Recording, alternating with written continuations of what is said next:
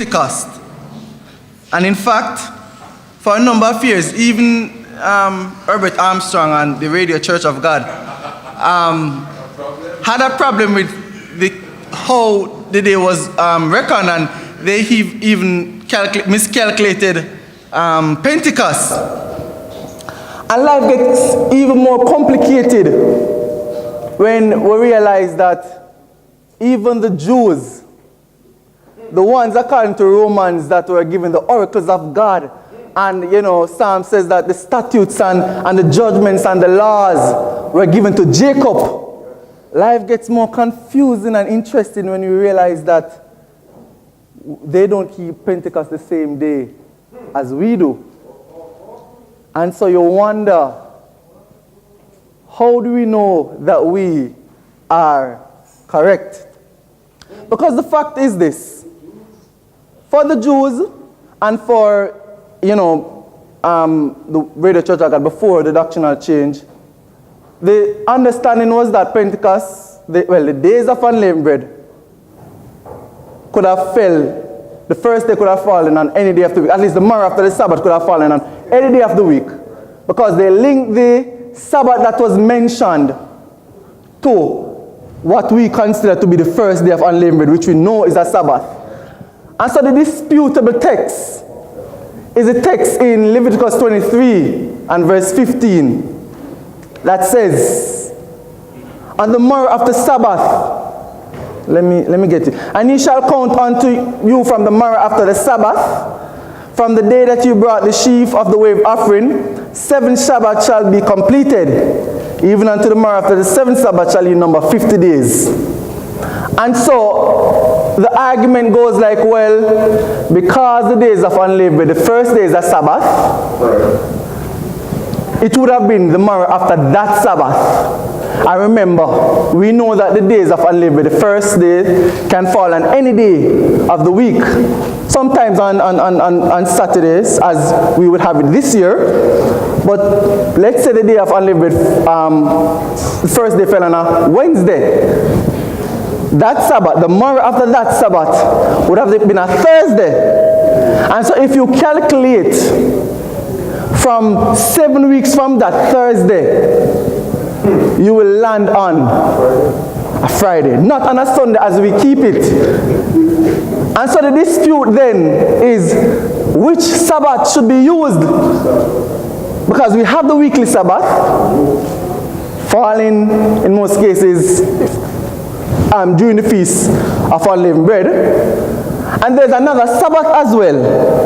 That final Sabbath, that final day of unleavened bread, that also is a Sabbath, as we know, what we would have celebrated yesterday.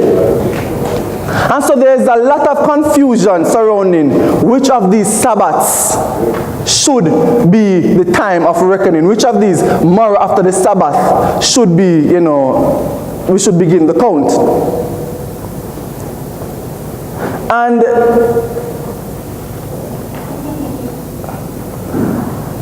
I want to say something very quickly, because one of the first things that comes out in the passage is in making the case for Pentecost and how we calculate Pentecost. Pentecost is the only holy day that we are not given a specific date. Unlike all the other holy days, Passover, we have the 14th of Nisan, and trumpets, the 1st of the 7th month, and the 15th of the 7th month, and all of that. The only instruction we've been given for counting Pentecost is that we should count 50 days, 7 weeks. And I think that is significant.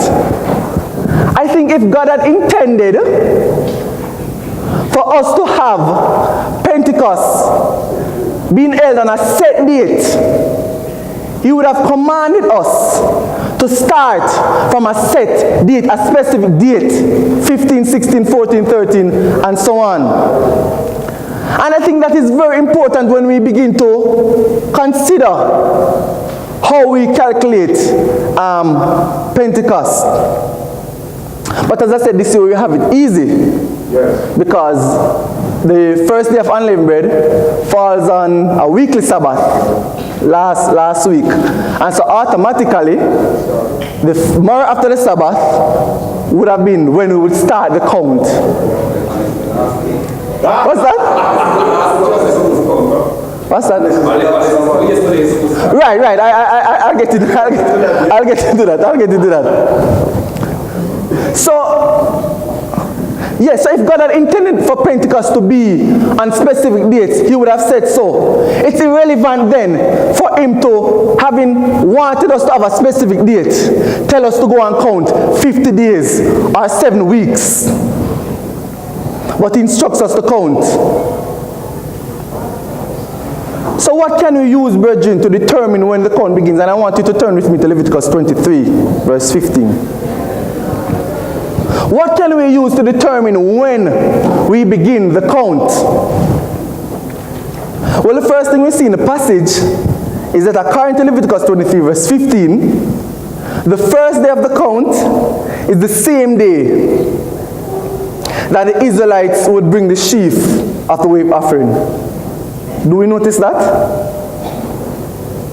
What does verse 15 says? You shall count unto you from the morning after the Sabbath, from the day you brought the sheaf of the wave offering, 7 Sabbaths. So that's where it begins.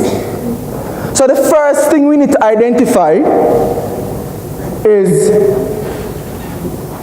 which day did the sheaf offering would have been presented. Because if it is the morning after the Sabbath, and then we can identify a specific day of the week when the sheaf offering would have been presented, then we can say that, well, according to our tradition, the Sunday would have automatically been that day, and we will begin our count from the Sunday. And there are 3 options, as I said earlier: the day after the first of the annual Sabbath, the day after the weekly Sabbath, and the final day, the final Sabbath. So how can we know which is correct? The first and third option, we know that whether the first and last days can fall on any day. But let me just quickly state this church's position. The church believes that, for the most part, the days of unleavened bread, or at least the count, would begin during the days of unleavened bread. And I'll get into that later. Some believe that the days, at least the day when the sheaf was being offered, did not necessarily have to be during the days of unleavened bread. According to some of them, the wave sheaf does not necessarily need to fall during the days of unleavened bread. The argument basically says that on occasions where the first day of unleavened bread falls on a Sunday, the final day would have been on a weekly Sabbath. 7 days, if the first day of unleavened bread falls on a Sunday, then counting from that Sunday, 7 days would be Saturday. And so therefore, that final day, that day after the Sabbath, that day after the weekly Sabbath, they are saying that, look, that is when you should start the count. But here's the problem with this, and this is my thinking. When you consider something such as the mind of God, take out, the scriptures and take out, what the Bible is, word for word. Think about the mind of God, and think about the holy days as being the plan of salvation, God's cycle, how He wants to operate. We know Passover symbolizes the death of Christ, and the days of unleavened bread, taking in Christ, putting out sin. We also know that the sheaf offering symbolizes Christ being offered up to the Father and being accepted. If we were to put the days of unleavened bread, if we were to put the sheaf offering outside of the days of unleavened bread, wouldn't that mean, and again, this is my, my thinking, it would mean that we are saying that we would have fully put out sin. We would have fully been accepted by God before the wave sheaf offering has been offered up unto God. And I mean, of course, again, I see a number of loopholes, because definitely in a number of instances we have the days of unleavened bread before the sheaf offering, because if it falls on a Thursday, then we would start unleavened bread on a Thursday, and the sheaf offering wouldn't be until the Sunday. So we would start a count. We would start taking out sin out of our lives before even the count has begun. But just think about it. You complete a full days of unleavened bread, putting out sin out of your lives, and presenting yourself before God, even before the days of unleavened bread. I think it goes against the mind of God in the least. The second thing I want us to consider when we consider which day of the week should the days of unleavened bread, which day of the week should the wave sheaf offering be offered. Think about the New Testament. Think about the death of Jesus and his resurrection. And the question is, at least in that year, which day was Jesus, the true worship offering, presented to the Father? The answer is Sunday. It would have been presented on the Sunday, the day after the weekly Sabbath. And let me try and demonstrate this to you. But this is a tricky one, so you'd have to follow along attentively, because I'll be going back and forth between various Gospels. On Sunday morning, this is now after Jesus would have been resurrected. According to the Gospel of Mark chapter 16, 3 women, Mary Magdalene, Mary the mother of Jesus, and Salome went to the tomb to anoint Jesus' body. This is Sunday morning. When they saw that the tomb was already rolled away, and an angel telling them, look here, Jesus is not here, he has already risen. According to John 20 verse 1, Mary Magdalene ran out to tell Peter, say, listen, we went and we didn't see the body of Jesus. So she left the two that were there. Going back to Mark 16, the Bible says that Jesus first appeared to Mary Magdalene. So while she was on her way to meet Peter and tell him what happened, the Bible says that Jesus appeared to her first, meaning that he did not appear to the others. So the other women were still at the tomb. And when he appeared to her, she said to him, Rabboni, Master, and his response was what? Touch me not, for I have not yet ascended to my Father. Touch me not, for I have not ascended to my Father. All right. At this point, we can see that Jesus did not want any human to touch him. He did not want any defiled hands to touch him before he has been presented to the Father, just like we know in the days of the ancient Israelites. The sheep must first be presented to the Father before it has been intermingled with the human population. Verse 19 of John 20. That same day, that same evening, the first day of the week, remember earlier we said, Mary Magdalene earlier in the day tried to touch him, do not touch me. The same day in the evening, according to John 20 verse 19, the first day of the week, when the doors were shut, came Jesus and stood in the midst and said unto them, Peace be unto you. And Jesus showed them his hands and his side. And now when you finally turn to Matthew 28 verse 9, Jesus said, all hail, the same thing as peace be unto you. They came and they held his feet and they worshiped him. So you have two different scenarios. And remember what we're trying to do. We're trying to identify when the day the wave sheaf offering was presented. Jesus being the wave sheaf offering. Earlier we said that Mary could not have touched him because he has not yet ascended to the Father. But later on the same day, he's saying that, look here, touch me, feel me, you can see if I'm true. And they all fell down, they held him by his feet, and they worship him. What does that tell you? That tells me that during the time that he met with Mary Magdalene and told her not to touch him, and the time that he went to the disciples and told them that they could have touched him, during that time he would have went up to the Father. During that time he would have presented himself to the Father. On the Sunday, the morrow after the weekly Sabbath.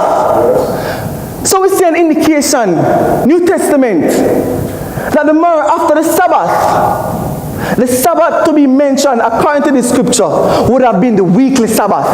Are you following?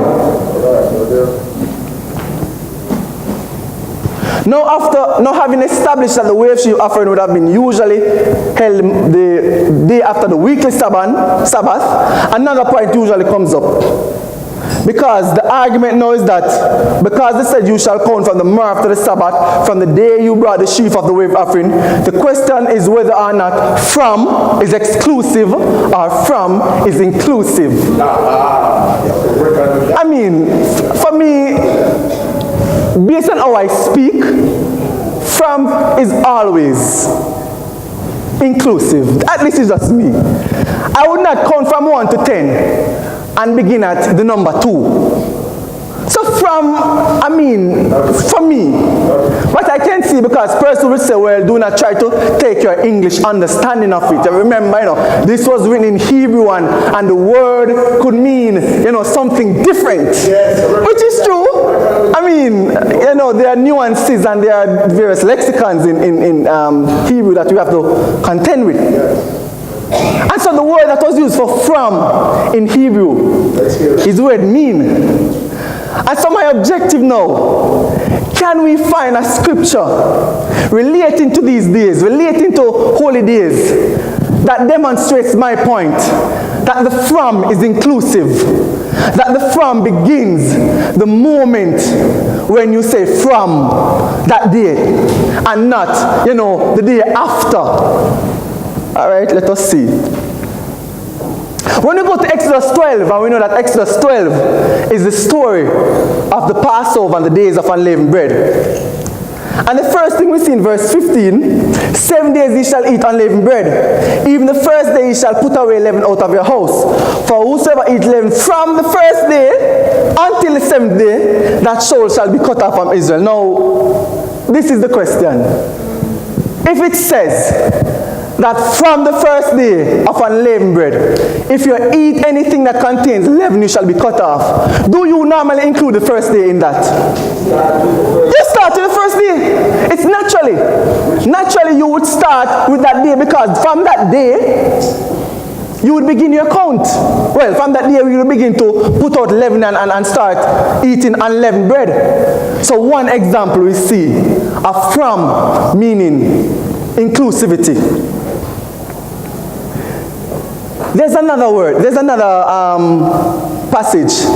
Same place in the book of Leviticus 23. I should have perhaps gone here first.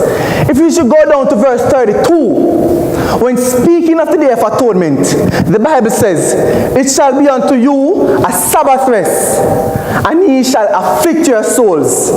In the 9th day of the month at evening, from evening to evening, you shall celebrate your Sabbath. So when do you begin keeping the Day of Atonement? And any other Sabbath to be, when you think about it. From evening to evening. And that evening is inclusive. If atonement should be tomorrow, of course from this evening, we will begin, being on atonement. We'll begin, stop eating and drinking anything. Correct? Yeah. So the from is inclusive. Which translation? I mean, this is not translation, this is just taking what the scripture says. And all the translations would say from this date to that date. Of course, there's a chapter that deals with exclusivity in Nehemiah.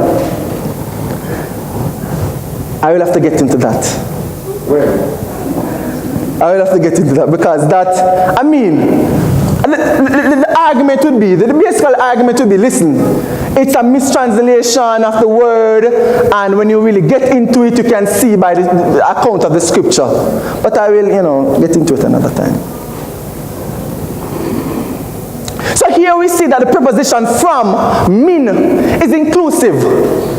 So you count from the Sunday. You begin on the Sunday. You don't begin on the Monday. And as a matter of fact, think about it. It already says from the morrow after the Sabbath. It just makes it all the more complicated when you have the Sabbath and then it says from that, and then you're going to add an additional day. I don't know about you, brethren, but it would be a bit more confusing. Finally, when we go to Deuteronomy 16, and we read verse 9, we read it saying, 7 weeks shall thou number unto thee, to begin the number 7 weeks from such time as thou beginnest to put the sickle to the corn. So from the moment you begin to put the sickle to the corn, that is the date when you will begin your account. So the Hebrew word min, from, and the phrase min moharat, is inclusive from the morrow after the Sabbath. From that time you will keep, from that time you will begin to count. Now let's start the count. Because one would think at this point, well, all the issue is over, everything is done with now, and we can begin our count successfully. And all is left to do, just count the 50 days or the 7 weeks from a Sunday, and you end up on a Sunday. But you find that even the 50 days count is confusing to many. Some go as far as to say that, listen, that 7 weeks is in Leviticus 15. After that, you will count an additional 50 days. Let's read verse 15 and 16. And he shall count unto you from the morrow after the Sabbath, from the day that you brought the sheaf of the wave offering, 7 Sabbaths shall be completed. All right. So 7 Sabbaths you shall complete from the morrow after the Sabbath. And now verse 16 is saying, even unto the morrow after the 7th Sabbath. So after you have counted 7 Sabbaths, verse 16 is like it's saying, all right, after that 7th Sabbath now, you're going to count 50 additional days. That's what if you read it like that, even unto the morrow after the 7th Sabbath, ye shall number 50 days. So, is it that we should count 50 days after we've counted 7 weeks? It seems like it's saying that. So why don't we count 50 days after 7 weeks and put Pentecost 50 days later from when we would originally have it? But no, you have to read the sentence in context. When the first part of verse 16 is actually reinforcing what was mentioned in the preceding verse. Notice it did not say, from the morrow after the Sabbath, you shall number 50 days. It says, even unto the morrow after the 7th Sabbath, you shall number 50 days. In other words, when you would have done your 7 Sabbaths, when you would have done your 7 weeks counting, you would have looked back, and it would have been 50 days. That is the understanding that should be applied. It's really looking back. From the morrow after the Sabbath, you count 7 weeks. And then looking back now, when you reach at 7 weeks, it's okay, I would have counted 50 days. So it's not telling us to add an additional 50 days, but it's just reinforcing Hebrew parallelism, just bringing back what was said earlier, even unto this. And remember, I showed you in Deuteronomy 16 that it says that 7 weeks shall thou number unto thee. Begin to count the 7 weeks from such time as you begin picking the corn. Moses in Deuteronomy 16. Leviticus 23, very ambiguous, very confusing. He had another opportunity in Deuteronomy 16. If he had intended for us to count an additional 50 days, he could have said it clearly. He could have clearly said that, listen, after you have counted 7 weeks, count another 50 days. After you have, used a sickle and plucked the corn, count another 50 days. So clearly, the morrow after the Sabbath, first point was this. The morrow after the Sabbath has to be the Sunday after the weekly Sabbath. And the from has to be inclusive of the Sunday. And so what are we left with? We are left with a Sunday,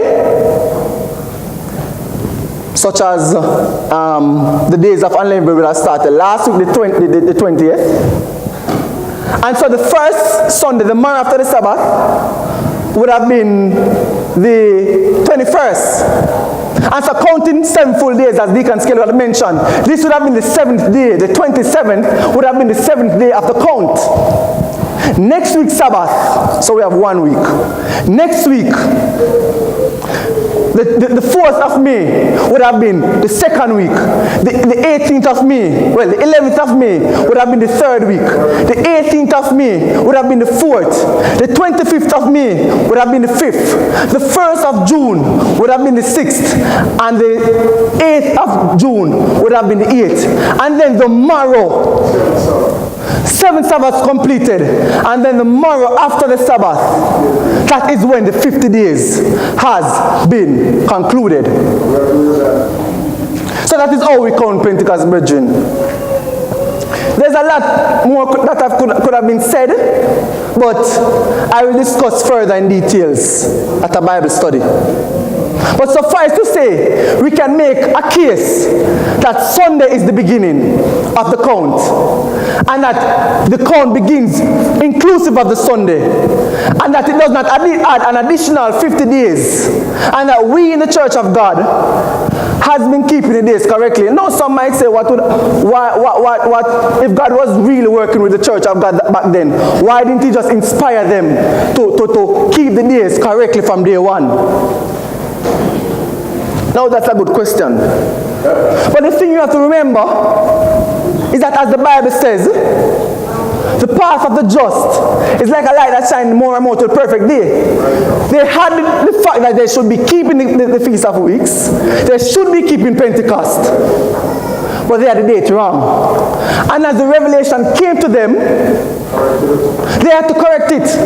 And so if the revelation had come to them and they did not correct it, they would have been in sin. And now I just want to add to say that, well, yes, it is true that God will only judge us for what we know and, the knowledge that he has given us. But I want to also add, brethren, I'm always saying that I think, my own mind, that God will also judge us for the effort we put in knowing. I think sometimes we take a careless attitude to knowing truth. I think sometimes we take a careless attitude to understanding God's mind and understanding what he's thinking. And so I believe, having made this known, at least we are keeping it in truth. But let us say that we would have been in that period. Because many disagreed with Mr. Armstrong. Many said, no, you have to stay with the oracles of God. You have to stay with what the Jews, because they have it right. But the fact of the matter is, brethren, when truth comes to you, you have to keep truth. You have to obey truth. And then we know we have the truth about the Feast of Pentecost. Thank you.